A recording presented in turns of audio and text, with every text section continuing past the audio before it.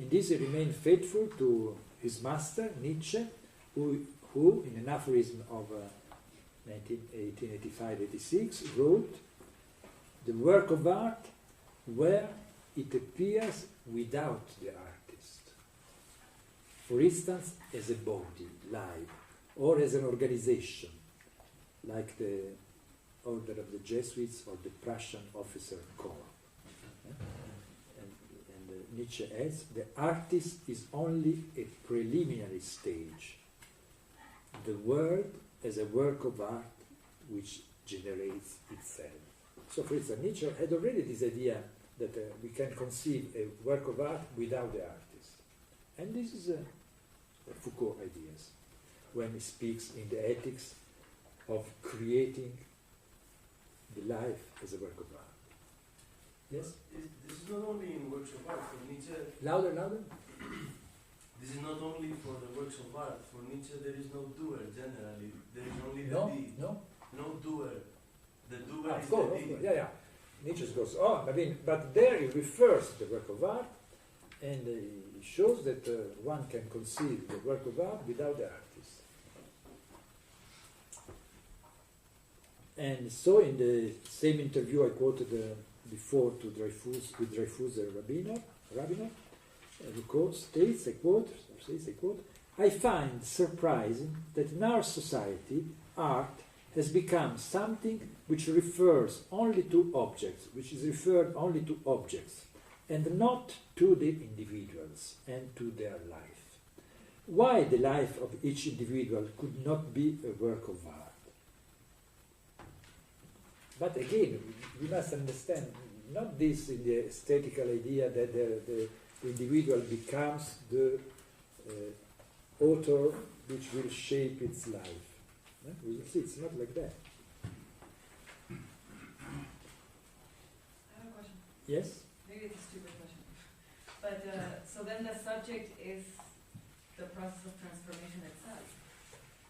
Right? Good anticipation of what we are reading now. Yeah, you will say something of that order.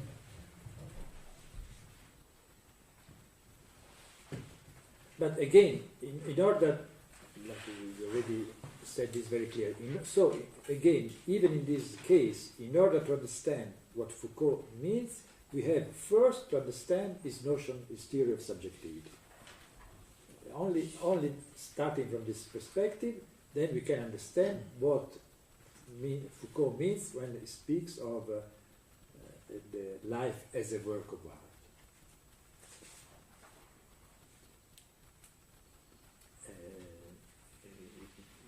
We already said that.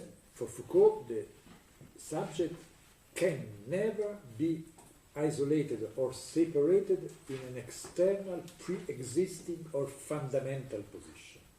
No? The subject is always a process of subjectivation which will eventually result from the process and never come before.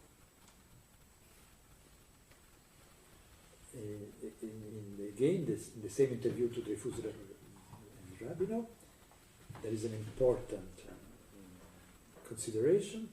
He writes, "I think that there is only one way to conceive of a subject which is never already given." So what we see clear is his problem. His problem was to conceive of a subject as something which is not already given. We must make of ourselves a work of art. So the way to conceive a subject which is not in an original position, in an already given position, is to make of ourselves a work of art. That's what Hadot did not understand, could not understand.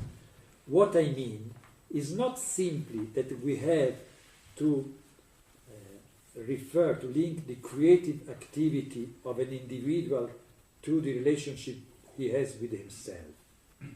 Rather, we have to link this relationship with himself to a creative praxis. Here the things becomes more difficult, but also very important. Huh? This means that the core of the self has constitutively the form of a creation of himself. There is no subjectivity before the process, and perhaps there is also no subjectivity after the process. The only subjectivity is the process itself. You are suggesting something like this. We have to link the relationship with himself to a creative praxis. Not in the sense so that we are the author of this praxis. So we have to abandon, first we have to abandon our aesthetical modern conception, according to which we consider the creation as a creative praxis of an already given subject, the artist as sovereign. This idea of the sovereignty of the artist in modern time, on which Cantor always wrote a beautiful essay.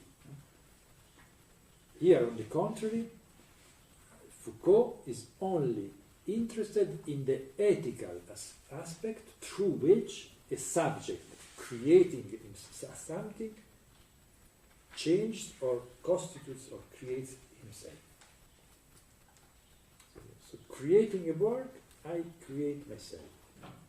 Kind of parallelism, strange parallelism.